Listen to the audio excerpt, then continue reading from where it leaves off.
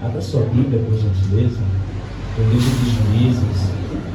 de Juízes, capítulo 7, versículo 2, até o versículo de número 4, onde está baseada toda esta campanha. Eu quero ser fiel àquilo que Deus colocou no coração da pastora Mara, dos obreiros desta casa, desta campanha. Em Juízes, capítulo 7, versículo de número 12 até o versículo 4. Diz assim: E disse o Senhor a Gideão: Muito é o povo que está contigo, para eu dar os midianitas em sua mão, a fim de que Israel não se glorie contra mim, dizendo: A minha mão me livrou. Agora, pois, apregou aos ouvidos de todo o povo, dizendo: Quem for covarde e medroso, que volte e vá-se apressadamente das montanhas de Gileade. Então voltaram do povo 22.000 e 10.000 ficaram.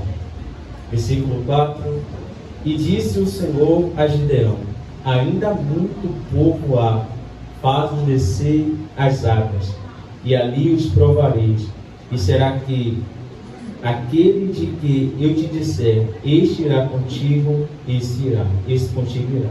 Porém, todo aquele que eu disser, este não irá contigo, este não irá. Então, estou assim aqui no nome de Jesus.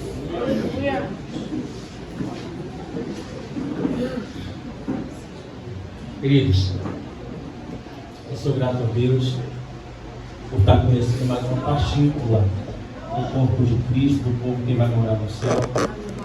Grato a Deus pela vida da pastora Mara, por Deus abençoe a sua vida, juntamente com a tua esposa evangelista. Grato a Deus pela vida de todos que é cristão. Cadê a aldeira Carla, a missionária Carla? Cadê ela? A missionária Carla, Deus abençoe a vida dela. Me faça acompanhado, como sempre, da minha digníssima esposa, a missionária Ana, a mulher que eu amo. Estou todo caído por ela, são 20 anos juntos. Ela Deus abençoe a sua vida. Ali está o nosso segundo filho, Mateus. Temos um filho também, gente, que está maior do que eu. Acho que está do tamanho do varão aqui, 17 anos. Tá? Que Deus me possa abençoar a vida de todos, no nome de Jesus. O pastor Adriano, ele havia me falado que tinha passado o contato com a pastora Mara, e eu falei: Amém, pastor, amém. Já fica à vontade de Deus. Só que eu estou conhecendo pessoalmente a pastora Mara hoje, gente. Mas já tem uns 3, 4 anos, que eu não sei se foi eu que mandei solicitação para ela, se ela mandou para mim no Facebook. Eu tenho acompanhado este ministério de crescimento. Deus continue prosperando esse ministério. Tá bom? Glória a Jesus. Queridos, o texto em apreço fala de um chamado específico para uma obra específica, para um propósito específico. A intenção de Deus de chamar Gideão aqui, quando nós conhecemos o texto aqui, foi salteado até, que ele estava malhando trigo no lagar. Se vê, na verdade, o lagar não é lugar apropriado para malhar trigo. O lugar apropriado para malhar trigo é em cima dos montes, quando os agricultores ou cultivadores de trigo pegavam o trigo em sua peneira e jogavam para cima, o vento espalhava a palha e os grãos caíam em cima da peneira, porque o que servia do trigo era os grãos, não a palha. Gideão está no lugar baixo, cercado e impossibilitado de passar ventos com constância. Só que aonde Gideão achava, ou se porventura Gideão sabia que os midianitas não encontrariam, o Deus que levantou Gideão sabia onde estava Gideão. Davi, no Salmo 139, ele vai falar de 3 virtudes de Deus: onisciência, onipresença e onipotência.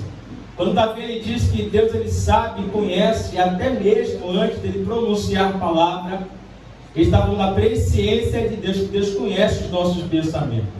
Quando Davi diz: se eu subir no céu, o Senhor está lá. Se eu fizer a minha cama lá no profundo do oceano, o Senhor está lá. Se eu for lá no inferno, o Senhor também está lá. Ele está falando da onipresença de Deus. E do poderio de Deus, ele está dizendo: Senhor, me sonda e me conhece até antes de minha mãe me formar. Então Davi, no Salmo 139, ele está dando 3 atributos de Deus. Está demonstrando o poderio de Deus e quem é Deus para ele. Que em meio à circunstância que ele estivesse passando, Deus o conheceria em meio ao momento que ele estivesse passando, se no monte ou no vale, Deus estaria com ele. Gideão está com medo, de fato Gideão está com medo, porque ele sabe que Deus entregou Israel na mão dos midianitas pelo período de 7 anos. E essa entrega de Deus de Israel nas mãos do adversário é com um propósito específico. E o propósito é fazer com que o povo se voltasse de fato para Deus, com que o povo entregasse a Deus o que era de Deus, que é para ser entregado a Deus, que é a adoração. Porque o povo de Israel, em todo momento, ele cocheia em 2 pensamentos. Primeiro livro de Reis, capítulo de número 18, quando Elias está em cima do monte, com 450 profetas de Azera e 400 profetas de Baal, com Acabe também no monte, e toda a nação de Israel no monte, que está observando Elias e os 850 profetas. Elias vai olhar para toda a nação de Israel e vai perguntar: até quando cocheareis vós em 2 pensamentos?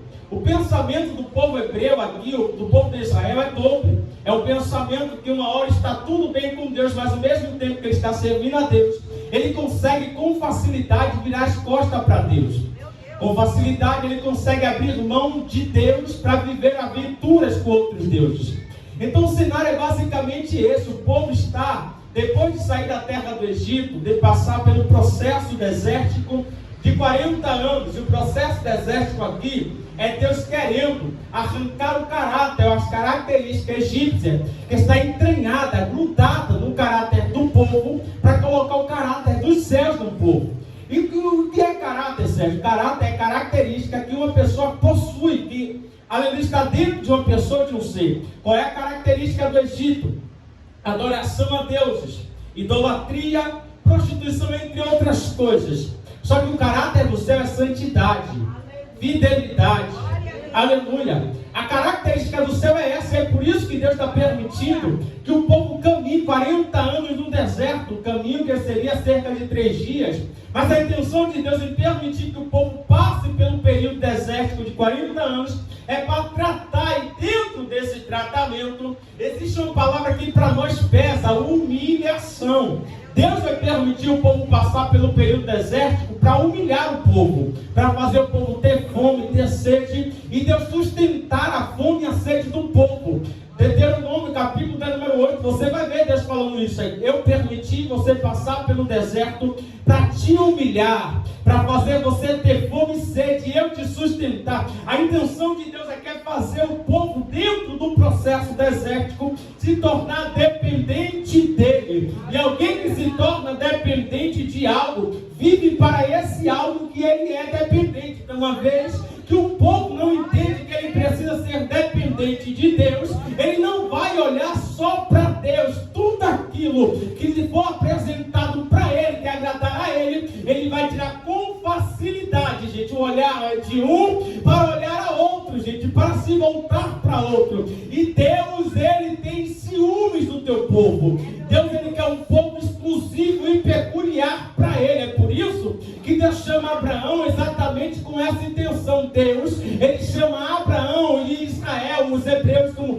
propriedade peculiar. Deus é dono de Israel. Todas as vezes que a igreja vê na Bíblia Sagrada Deus se apresentar para alguém e mudar o nome desse alguém, isso aqui sinaliza algo. E a sinalização aqui é: você não vive mais pela tua vontade, você já não é mais teu dono, você já não anda mais aonde você quer andar, você já não fala mais o que você quer falar, você já não entra mais aonde você quer entrar, porque teu dono agora sou eu. Não é você, não se manda mais, você não se governa mais, você não se controla mais. Mas enquanto isso aqui não entra e muda e transforma, ou o povo não passa pela metanoia, transformação, metamorfose, enquanto o povo não passa por essa transformação de mente, eles não vão se entregar por completo a Deus. Paulo, escrevendo a carta aos Romanos, no capítulo 12, versículo 1 e versículo 2, Paulo vai dizer: rogo E esse rogar aqui é implorar, suplicar, pedir por favor que apresenteis o vosso corpo em sacrifício vivo e agradável a Deus, que é o vosso culto racional. Paulo está dizendo: se apresente o teu corpo. E se apresentar o teu corpo é toda a vossa maneira de viver. Seu deito é para a glória de Deus, seu levanto é para a glória de Deus, seu trabalho é para a glória de Deus, seu turno é para a glória de Deus. O meu corpo, o meu culto, a minha vida precisa ser para glorificar a Deus. Versículo 2 de Romanos 12, Paulo diz: e não vos conformeis com este mundo, mas transformai-vos pela renovação do vosso entendimento, para que experimenteis qual seja a boa, agradável e perfeita vontade de Deus. Perceba, Paulo ele diz: não vos conformes. E esse vos conformar aqui, algumas traduções dizem: não vos moldeis no arcabouço, no molde do mundo, na forma que o mundo pensa, na forma que o mundo vive, na forma que o mundo anda. E Israel era exatamente desse jeito. Ele não tinha forma certa, gente. Embora que tenha formado Israel foi Deus, mas ele se encaixava em qualquer buraco que se apresentava para ele, que ao olhar dele era bom. Mas Salomão, na tua imensa sabedoria, vai dizer: aleluia, que há caminhos para o homem que parece perfeito, mas é caminho de morte. Então o que Paulo está dizendo aqui na carta aos Hebreus, aos Romanos capítulo 12, versículo 2 é: não se enquadre com a vontade do mundo, com o sistema mudando, com o caminhar do mundo. Lembra do profeta Abacuque? Abacuque, em seus dias, na sua geração, ele está vendo Israel novamente, gente, virando as costas para Deus, se corrompendo espiritualmente. O governo está de calça frouxa. Essa é o texto, essa é a palavra que o texto fala. O povo está vivendo de qualquer maneira. O sistema está entrando e o povo está escancarando a porta. Estou falando de um Israel que ficou cheio de dois pensamentos. Isso aqui, trazendo para o dia de hoje, é crente que quando as coisas estão boas, Deus fica de canto e ele vive aquilo que ele tem porque está bom. Mas quando as coisas se apertam, ele abandona as coisas boas e vai se voltar. Isso aqui é crente, gente. É os nossos dias também. Pessoas que só querem Deus pelo aquilo que Deus ele pode lhe dar. E jamais quer Deus por quem Deus é. Mas aprendemos algo nesses 17 anos de caminhada. Se eu quiser Deus pelo aquilo que ele pode me dar, eu não vou ter Deus por quem ele é. Mas se eu quiser Deus por quem ele é, tudo que ele pode me dar eu vou ter, porque ele é dono da prata, ele é dono do ouro, ele é dono de tudo. O salmista, no Salmo de número 120, Salmo 24, ele diz: do Senhor é a terra e toda a sua plenitude, tudo o que nela há. Se eu tiver Deus, se eu quiser Deus, tudo que na terra existe eu posso ter. Glória seja dada ao nome de Israel. Abacuque, na sua geração, ele está gritando, gente, gritando, clamando. E clamor não é simplesmente uma oração. Clamor é você arrancado do mais profundo da sua alma, uma dor, uma angústia que está te trazendo por causa do cenário que o povo está vivendo, de apresentar diante de Deus. Deus, olha como o povo está vivendo. Capítulo 1, versículo 1 até o versículo 4, Abacuque está clamando. No versículo 5 do profeta Abacuque, capítulo 1, o texto bíblico diz que Deus vai responder-lhes. E a resposta de Deus para Abacuque é: Abacuque, eu vou realizar uma grande obra em vossos dias, que vocês vão ficar maravilhados. E qual é a obra que Deus vai realizar? A obra que Deus vai realizar aqui é apertar o povo, é tratar com o povo, arrebentar com o povo, massacrar o povo. Que Deus é esse, pregador, que tu está pregando? É porque Deus é Deus de amor, mas ele também é fogo consumidor. Ele também chama para o conserto. Glória seja dada ao nome do Senhor Jesus. A Bíblia diz, gente, que a obra que Deus ele vai realizar no meio do povo, no dia de Abacuque, é suscitar os caldeus, os babilônicos. Jeremias, capítulo de número 25, versículo de número 11. Jeremias vai profetizar: e eu, o Senhor, levantarei uma nação forte e perversa, promessa que te levará para a terra de cativeiro, uma terra que não é sua, e lá você vai passar 70 anos de cativeiro. E para que é esse cativeiro? É para Deus tratar com o povo. Só que Deus é tão misericordioso que Ele permite o povo ir para a Babilônia. Pega Jeremias, inspira Jeremias a escrever uma carta, capítulo 29 de Jeremias, versículo número 3, 4 e 5. A receita de Deus para quem está na Babilônia é: dentro da Babilônia, literalmente você não é escravo. Você pode plantar, você pode casar, entrega as tuas filhas para casar, construa a casa na Babilônia. Versículo número 10 de Jeremias 29, a carta que Jeremias escreve, está escrito assim: quando passarem-se os 70 anos de cativeiro, eu vos visitarei e cumprirei em vós a minha boa palavra que eu disse que iria cumprir, e te levarei para a vossa terra. Deus, Ele é tão misericordioso que Ele permite a ferida, mas Ele já vem com remédio para a ferida. Glória, Deus está tratando. Aí no versículo número 11 de Jeremias 29, tem da carta que Jeremias está escrevendo para quem está no cativeiro babilônico. Deus vai escrever assim: porque eu pensei os pensamentos que eu tenho de vós, é pensamento de paz e não de mal, para vos dar o fim que vocês esperam. Quem está esperando o fim não é Deus, é o povo que quer. Por quê? Porque o povo está guerreando. Perceba que o texto diz que Deus quer o pensamento de Deus é de paz. Isso aqui me faz entender que o povo está querendo guerra o tempo todo com Deus. O povo o tempo todo guerreia contra Deus, guerreia contra a vontade de Deus. O povo dá murro e ponta de ferro. Saulo, Saulo, duro é para ti recalcitrar contra os arguilhões. Arguilhões, ferro pontiagudo, que Saulo está dando murro e se machucando. Israel era assim, ele vivia se arrebentando porque vivia desobedecendo a vontade de Deus, vivia se quebrando porque vivia desobedecendo a voz de Deus. Mas a misericórdia, glória, que misericórdia é derivada de uma palavra que é dividida em miséria, nossa miséria e córdia, batimento do coração, é o amor de Deus, ou o coração de Deus depositado em nossas miserabilidades. Deus pega o teu amor e deposita na minha miserabilidade. Se não fosse o meu amor, já era para você estar no inferno, já era para você estar morto, já era para você ter acabado, mas o meu coração está em você. Por isso, meu jovem, minha jovem, que você não morreu ainda. Meu irmão, não foi sorte, é livramento, é o amor de Deus. Quem te guarda entre o amor de Deus está sobre a miserabilidade de Israel. O amor de Deus, pastor, está sobre a miséria de Israel. Quando Paulo em Romanos capítulo 7, versículo de número 24, 22, 23 e 24, Paulo está olhando, o vai dizer: o bem que eu quero fazer, isso eu não faço, mas o mal está sempre adiante de mim. Aí ele vai ser no versículo de número 24, ele diz: miserável homem que eu sou, quem me livrará do corpo dessa morte?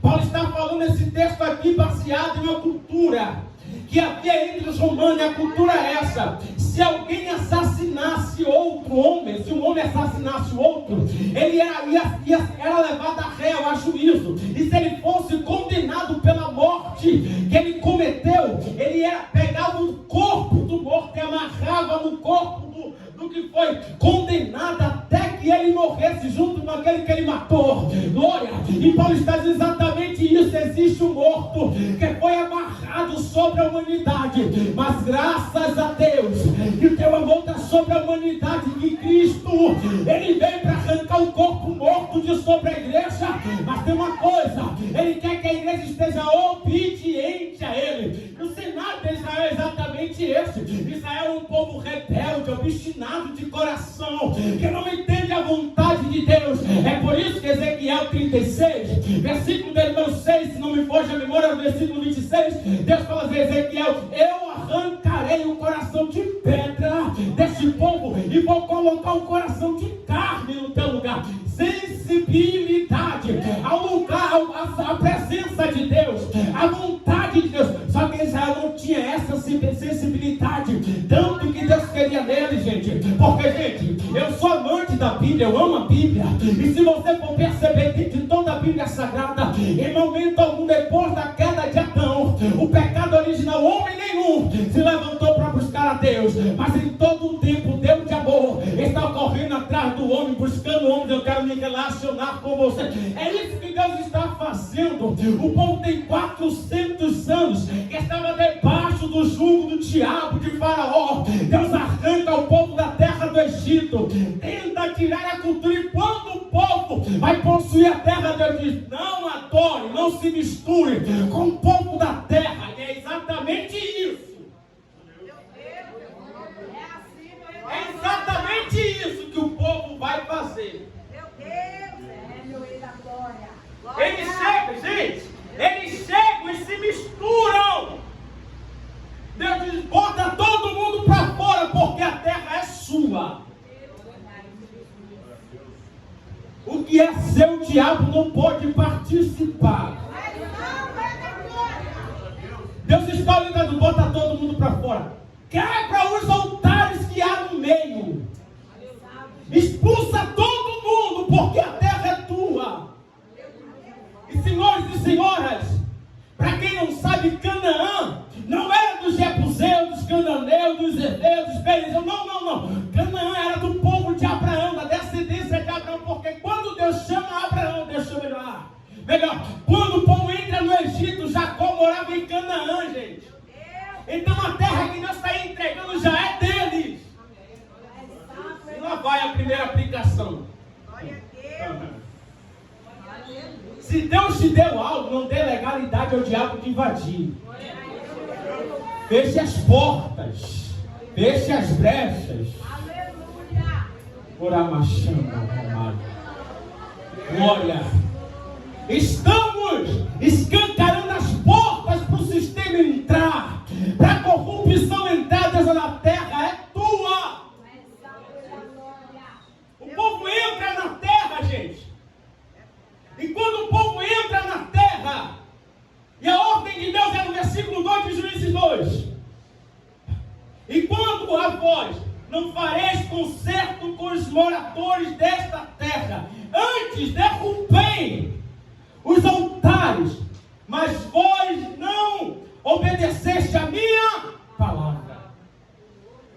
Isso aqui é Deus lembrando ao povo que quando o povo foi possuir a terra, Deus disse: não adore, não se dobre, não se corrompam.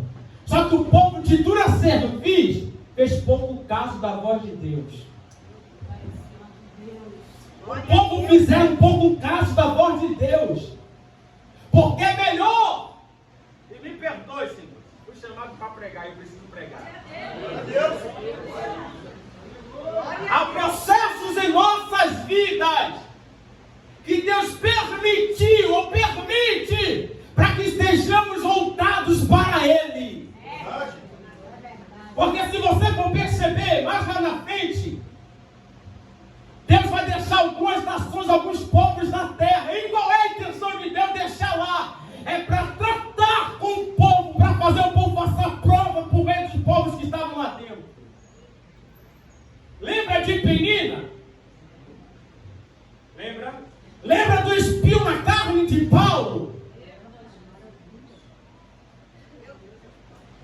Lembra? Paulo, ele apresenta-se num cenário. Ele vai ser levado para o deserto 3 anos e 6 meses. Vai voltar novamente. Ele vai escrever a carta à igreja que está nas regiões da Galácia. E vai ser, melhor, a segunda carta aos Coríntios, capítulo 12, Paulo está orando. Ele vai contar a revelação que ele tem. E quando ele conta a revelação que ele tem, que com coisas extraordinárias, vai dizer: e foi-lhe dado um espinho na carne. Para quê? Para que eu não me gloriasse nas revelações que lhe foi dada. E quem era esse? E a saber, mensageiro de Satanás que me esbofeteava todos os dias. É Paulo pregando aqui, a glória descendo, morto ressuscitando, pessoas sendo curadas, leprosos sendo purificados. Mas quando saía da pregação da igreja, o negócio pegava para o lado de Paulo. O espinho na carne era alguém olhando e dizendo: cadê teu Deus, Paulo? Tu prega, mas a dispensa está vazia. Tu prega, mas teu marido ainda não se converteu. Tu prega, mas teu filho está nas drogas. É assim, Deus, ele permite situações para tratar-nos. vivendo aqui. O cenário é esse. O cenário é de um povo rebelde. Um povo adúltero.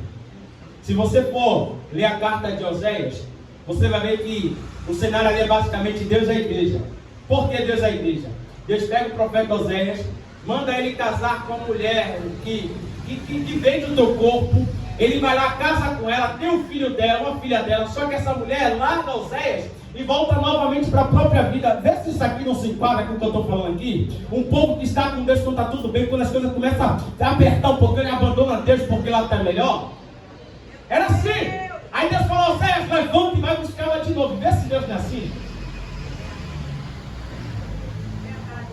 Eu me afastei uma época na minha vida, aceitei Jesus, eu tinha 17 anos. Voltei para Jesus 3 anos depois. Mas eu não voltei porque eu quis, foi porque ele foi me buscar, gente. E é basicamente isso. Isso aqui é tipologia de Cristo, a igreja. Oséias aponta para Cristo. A esposa dele aponta para a igreja. Uma esposa, uma mulher ingrata, gente. Eu estou falando de mim, eu sou ingrato. Eu sou ingrato. Aí o texto bíblico diz que Deus vai levantar os midianitas, capítulo 7, versículo 1 do texto. Capítulo 6. Olha o que o texto diz. Porém, gente, leia o livro de Juízes depois com mais atenção. E a maioria da parte, ao término de cada texto, ao início de cada capítulo, você vai ver. E o povo fazia o que era mal. E o povo fazia o que era mal. Essa é a vida do povo, gente. Fazer o que é mal diante dos olhos de Deus. Aí o texto bíblico diz: porém o povo de Israel fizeram o que parecia mal aos olhos do Senhor. E o Senhor os deu na mão dos midianitas por 7 anos. E como eu disse aqui, esse período de 7 anos que Deus está dando o povo, entregando o povo na mão dos midianitas, é para Deus tratar com o povo. Aponta ao ponto de todas as vezes que o povo plantava, quando chegava a época de colheita, os midianitas vinham como um gafanhoto. O texto bíblico diz que os camelos deles eram como um grão de areia na praia, que era inumerado, não dava para se contar de tantos que vinham. Só que exatamente nesse período, quando o povo ia colher, que os midianitas viam, e eles viam que os midianitas estavam vindo, eles subiam no monte para se esconder, construíram casas em montanhas, se alojaram dentro de caverna, mas enquanto eles estão se escondendo, abrindo mão daquilo que era dele, tem alguém que está no lagar. Enquanto tem alguém se escondendo, tem alguém no lagar. Estou escondido, estou guardado, mas o que é meu, o diabo não toca. Ele pode roubar de quem não entende quem é Deus, mas eu sei quem é Deus, estou no lagar. Alguém olha, mas o lagar 90, não tem problema. O Deus que me chamou, ele vai fazer o vento passar. Gideão está malhando trigo no lagar, e quando ele está malhando trigo no lagar, o anjo do Senhor se apresenta. Olha para Gideão e diz: varão valoroso. Gideão, ele olha para o anjo do Senhor e diz: Senhor, mas logo eu sou menor, da menor tribo, da menor casa. Gideão está olhando para a capacidade dele e está dizendo: Deus, eu não posso, eu não consigo, eu não vou, eu não tenho capacidade. Mas tem um texto, tem um ditado que ecoa pela aí no nosso meio, que Deus não chama de capaz, Deus capacita o chamado. Deus está olhando para Gideão com a estratégia que ele tem, olha para ele e diz: é você mesmo.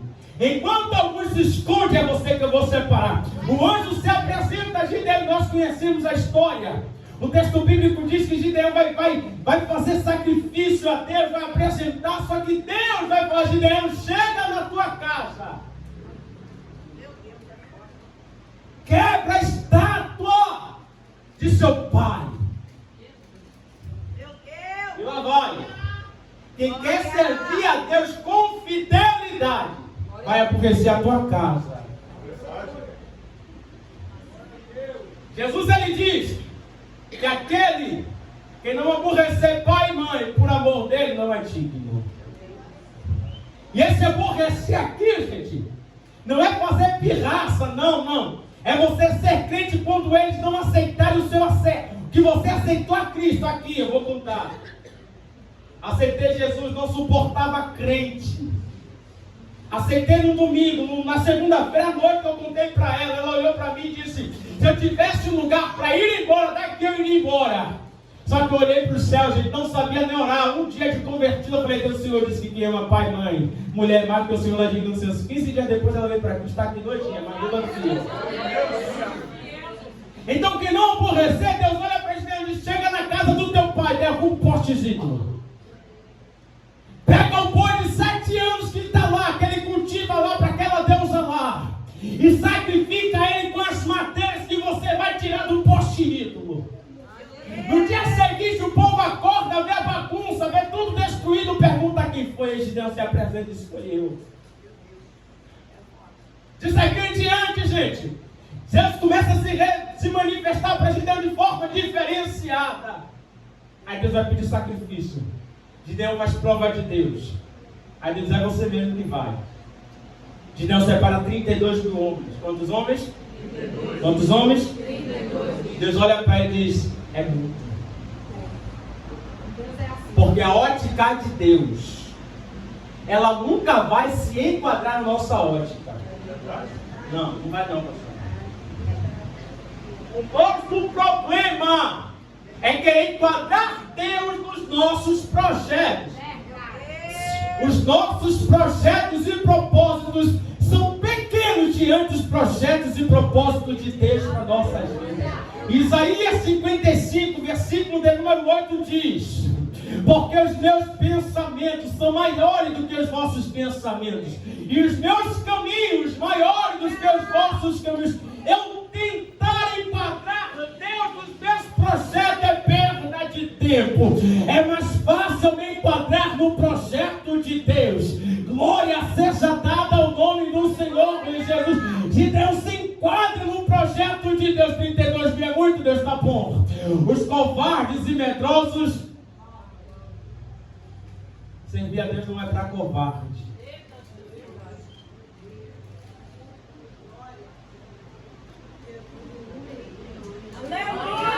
Servir a Deus, o serviço aos céus não é para covarde.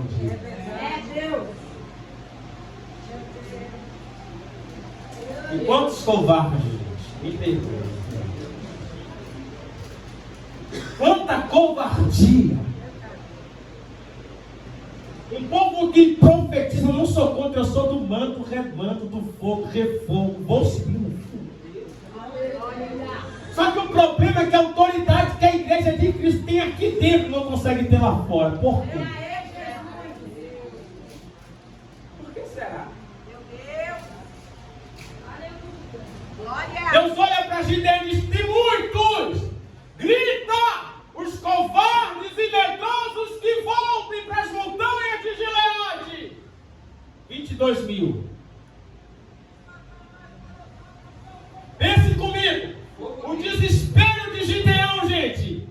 Olhando aquela gama de gente. 22 mil indo embora, só ficando 10 mil. Aí Deus olha para ele e diz: Gideão ainda é muito.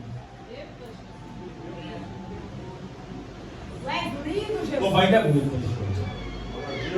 Pega eles, leva para o ribeiro, faz eles beber água no ribeiro. Glória! Aquele que trouxer a água na boca, esse aí você vai separar. Mas aquele que mergulhar o rosto na água, está despreparado. E lá vai. Aleluia. Jesus. Glória. Deus, aleluia. Glória. Reprovados. O apóstolo Paulo, em 2 Timóteo, capítulo 2, versículo de número 12, vai dizer: procure apresentar-te a Deus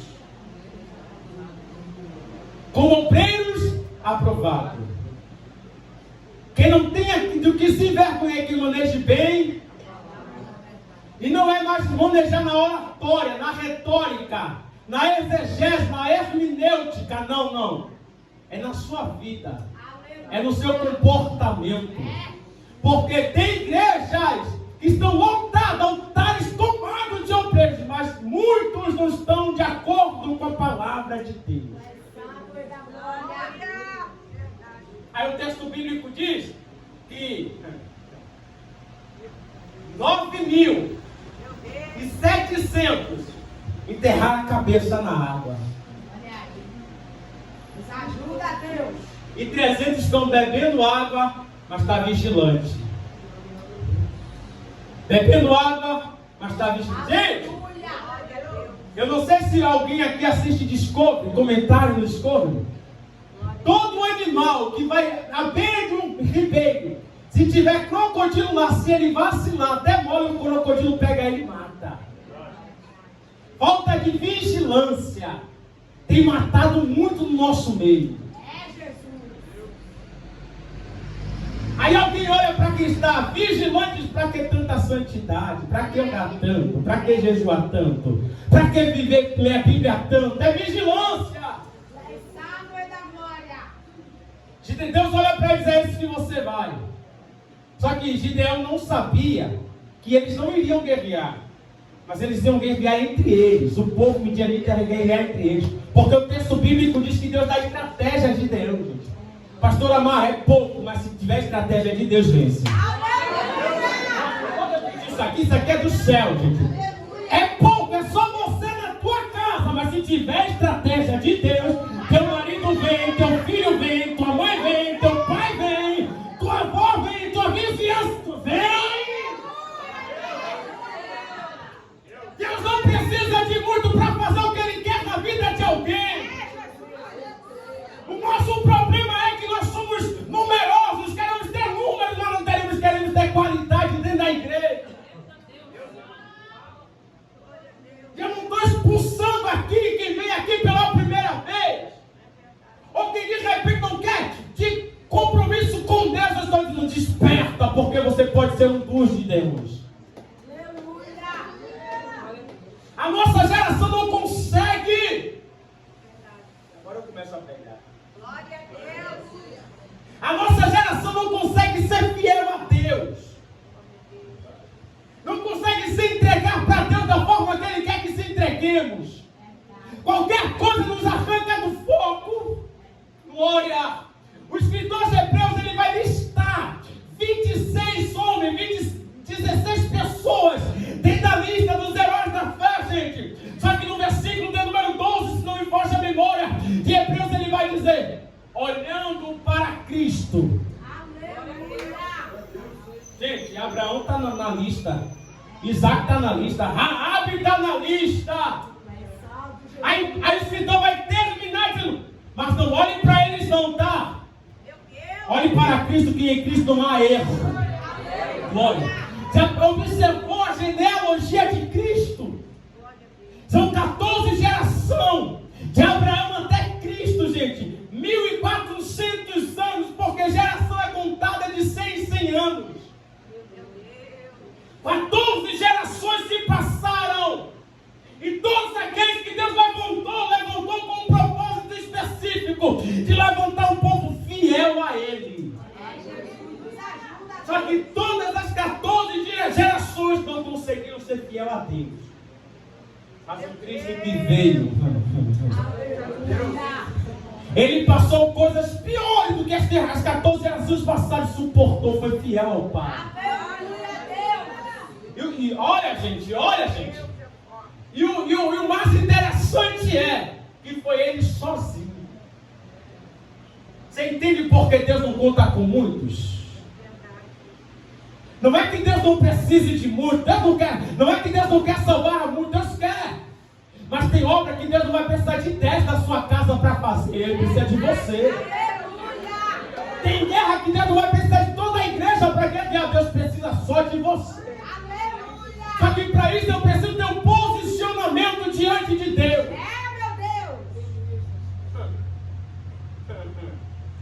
Dói, né? O posicionamento exige de mim renúncias. Posicionamento exige de mim abrir mão de coisas para viver a vontade de Deus. Tem 300 homens que optaram abrir mão das suas coisas para entrar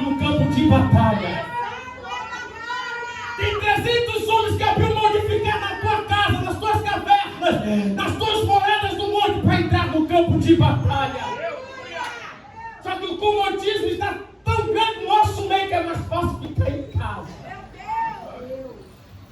É mais fácil entrar na zona de conforto. Só que eu venho aqui nessa noite exatamente para isso. Para por meio da mensagem de Deus te arrancar da zona de conforto para você fazer o que Deus te chamou para fazer. Aí você olha para dentro de você e diz: Deus, eu não sei pregar. Quem disse que Deus precisa que você tenha conhecimento do hebraico, do aramaico, do grego, do latim, dos originais das escrituras para pregar a mensagem de Deus? Não precisa disso não, porque ele é escritor. Não, mas precisa segurar. Eu precisa não. Eu conheci pessoas que não têm conhecimento, analfabeto, mas prega que é uma beleza, cheia de Deus, gente. E sabe quem é que fala esse tipo de coisa? São os covardes.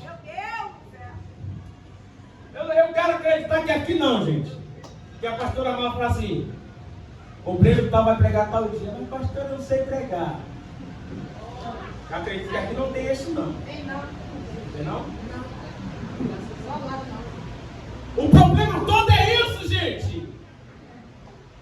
A nossa geração não consegue entender o que é ser corajoso na presença. Gente, eu não estou falando corajoso no próprio braço, não. Não estou falando de você ter coragem de ir, de meter a cara se Deus te direcionar, porque Deus está direcionando Gideão. Gideão, ele olha para dentro dele, eu corro para o filho e diz: Senhor, eu? Há momentos que é bom olharmos assim. Mas o excesso de medo impede o trabalhar de Deus em nossas vidas. O excesso de medo nos impedirá de chegar no propósito que Deus tem para nossas vidas. Você consegue compreender isso? Tem barreiras que eu preciso enfrentar. E não é com muitas pessoas, é eu sozinho, é minha esposa, é os meus filhos. Tem midianitas que eu preciso derrubar, senão vai invadir a minha casa e vai tomar a minha casa. Deus está olhando para a gente e dizendo: é você que vai, mas Senhor, eu sou menor da casa.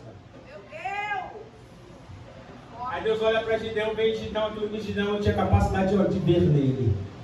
Você consegue enxergar e você aquilo que Deus já viu? Aleluia!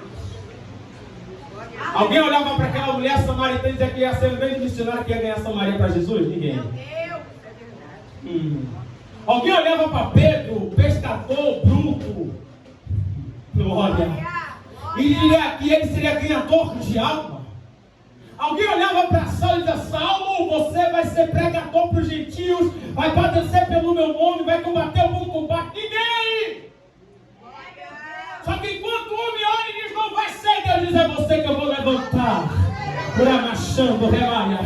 Deus está contando de dedo com pessoas que ele sabe que tem capacidade de fazer aquilo que ele chamou para fazer. E não é covarde. Glória! Está contando de dedo. Glória a Deus.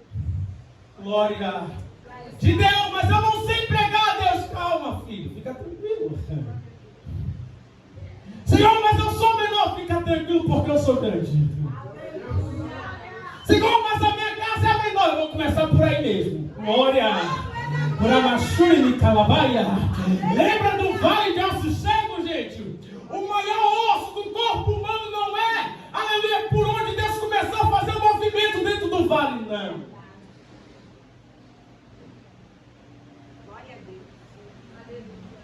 O corpo humano, a estrutura esquelética, ossal, o corpo humano, ela é composta em sua fase enquanto criança por 308 ossos. Na sua fase adulta, é 206 ossos. Sendo que o maior osso do corpo humano está aqui, na perna, é o fêmur. O menor osso do corpo humano está aqui. Aonde? São 3. Martelo, bigorna e o estribo. E o menor dentre os 3 é o estribo, gente, ó.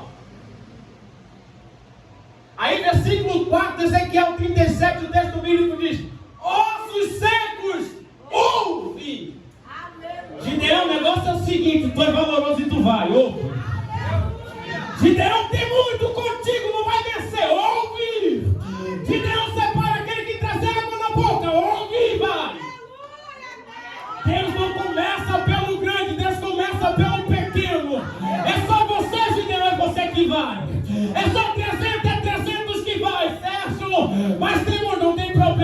conosco é maior. Glória! Ele começa pelo menor osso do corpo humano, e o menor osso da orla, Deus maior. Você pode pegar isso aqui? O menor vai dar ordens maiores.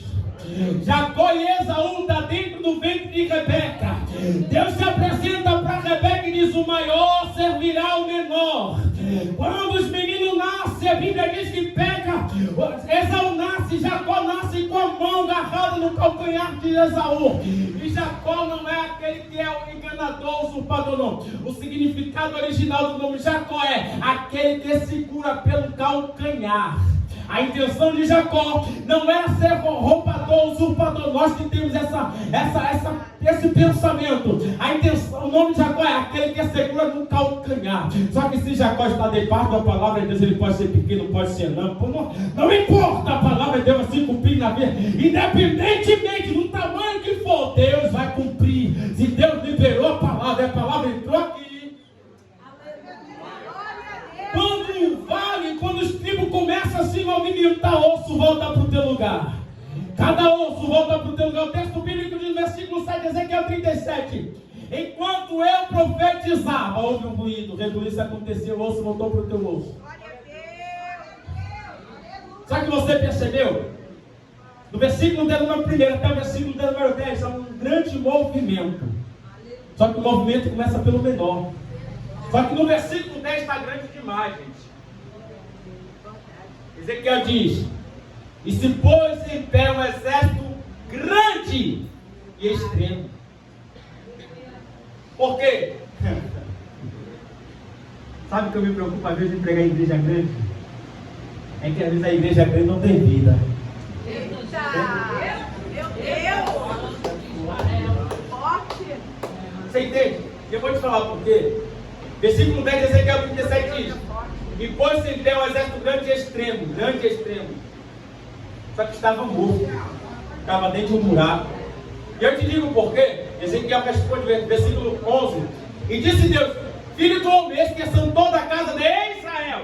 Ele diz: nossos ossos secaram, pereceram, nossos cabeças, nós estamos cortados. Versículo 12, Deus diz: profetiza que eu abrirei as vossas sepulturas. Sepultura é lugar de morto. Tem um povo grande, extremo, mas está tudo sem vida. Entende? O porquê? Deus não tem necessidade. Não é que Deus não queira. A vontade de Deus é essa. Mas Deus não tem necessidade que seja um povo grande e extremos. Mas não adianta ser grande, extremos, forte, bonito, que pregue bem, que conheça bem, que fale todas as línguas, tem interpretação, tenha dor, mas seja morto.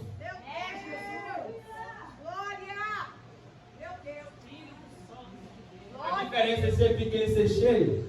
Alguém diz que os melhores perfumes estão nos menores frascos. E vasos menores são mais fáceis de ser cheios. Quantidade menor é mais fácil de ser cheio. Aí Deus está olhando a gente de Gideão. 32 mil é muito, 10 mil é muito, 300 é o suficiente que eu vou encher de tanta autoridade. Mas Gideão, a autoridade não vai começar pelos 300, vai começar por você. Sabe por que os obreiros oram aqui?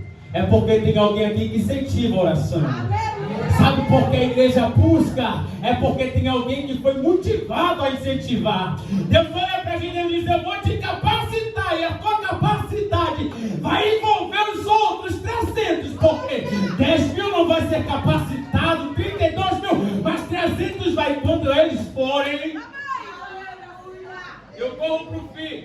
De dar mensagem, gente. Ele está dizendo: eu sou o menor. Deus, não se preocupe se você é o menor, porque eu sou maior. Vai.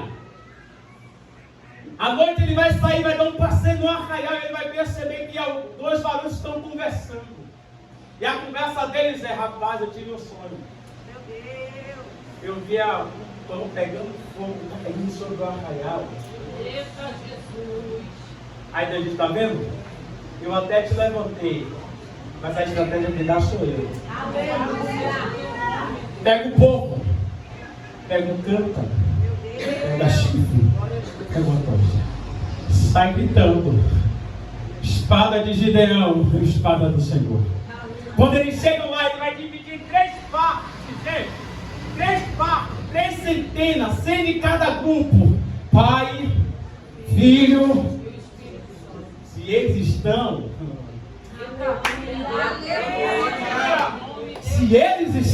irmão, o arraial do midianita vai pegar fogo. Vai pegar fogo, o céu vai se manifestar. E alguém vai dizer, ele é Jerubbaal, ele é contra Baal. Se Baal quiser, Baal que mate. Mas porque Deus está na vida dele, Baal não tem poder contra a vida dele. Então vai. Os primeiros 100, larga o cântaro, segura a pulsinha, segura a tocha e começa. Os homens começam a tocar e gritar: expor espada de Gideão, espada do Senhor. Lá do outro lado tem outros 100 fazendo a mesma coisa cá. Os midianitas começam a guerrear entre si. Olha para quem está do teu lado por gentileza e fala para ele: essa guerra não é tua.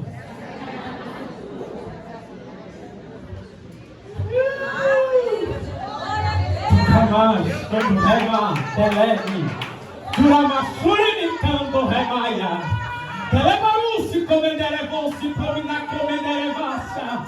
Isso aqui é para quem crê. Eu acabei de ouvir correntes partindo.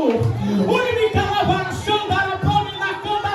Deus está dizendo: é você que vai entrar nessa guerra. Não precisa queimar muito, é você que eu estou levando. Manaca.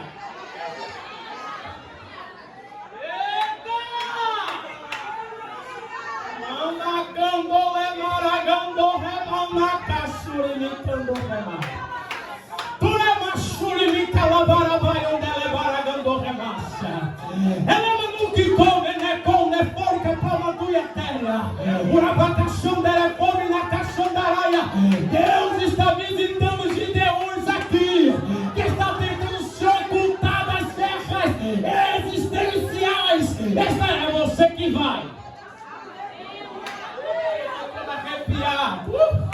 Celebra promente, camachão do remaia. Ei, você não vai ficar escondido. Você se acha inferior, mas é você. É você. Nakando remaia. Namato remasi, que ela é promente, a comanda caçulha. Meu irmão, não se preocupe, o Deus que está te chamando, Ele está te garantindo. Vai. Sabe como ele é chamado agora? Jerubbaal. E sabe por quê? Porque ele se ousou na autoridade de Deus em derrubar altares a Baal. E sabe por que isso? Porque quando o povo pensa em matar Gideão, o pai dele diz: olha, deixa Baal vingar. Ele mexeu com Baal, manda Baal matar. Jerubbaal é aquele que Baal tenta matar, tenta se vingar. Só que, capítulo 6, segunda vez, o texto bíblico diz que Eliseu está dormindo na sua tenda. Ele está revelando o segredo do rei Ben-Hadad. O texto bíblico diz que Ben-Hadad está tentando pegar o rei de Israel da época. O texto bíblico diz que todas as vezes que na sua recâmara ele projetava, Deus revelava: não deixa passar por aqui. Não vai por aqui. Ben-Hadad manda um exército. Fora o exército de homens, o exército do inferno estava com os homens. O texto bíblico diz que Geazi, medroso, covarde, ele sai, fica com medo, volta a correr de meu Senhor, nós estamos cercados. Aí a Bíblia diz que Eliseu sai, gente. A Bíblia diz: Deus, abre os olhos do moço. Abre os olhos do moço. Hoje assim, o negócio é o seguinte: mais são, ou maior é o que está conosco do que os que estão com ele. Gente, com ele está um braço de ferro, mas conosco está a mão do Todo-Poderoso. A igreja que entende qual é o propósito de Deus para a vida dela, com 1, com 10, com 20, com 30, ele enfrenta 1000.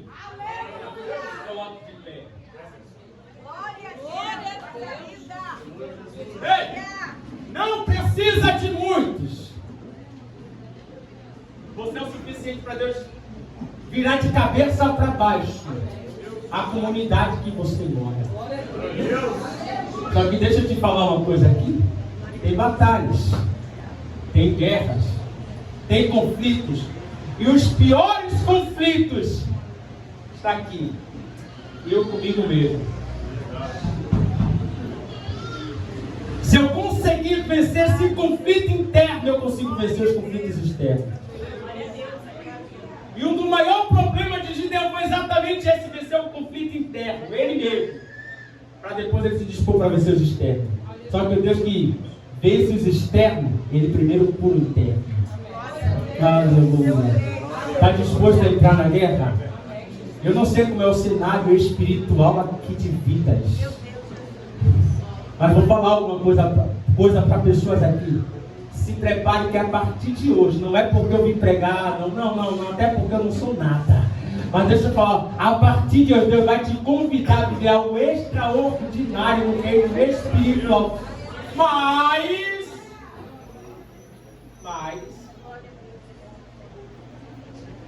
os demônios vão se revelar para você. E aí você vai saber se você está preparado ou não para entrar. Meu Deus, meu Deus. Porque tem gente que tem medo. Conhecemos pessoas que dizem: eu não gosto de orar muito não, porque quando eu começo a orar, Deus começa a mostrar as coisas, dá medo. Quando eu começo a entrar nos mistérios de Deus, eu começo a enxergar coisas, gente. Eu acredito que pessoas sabem o que é ver demônios. Olhar para vocês, eu vou matar pessoas. Essa rua vai correr sangue. Sabe o que é Deus te levar no cemitério e mostrar demônios, pessoas dentro do cemitério abrindo sepulturas para pegar o cérebro de pessoas que estão mortas para fazer trabalho? Sabe o que é isso?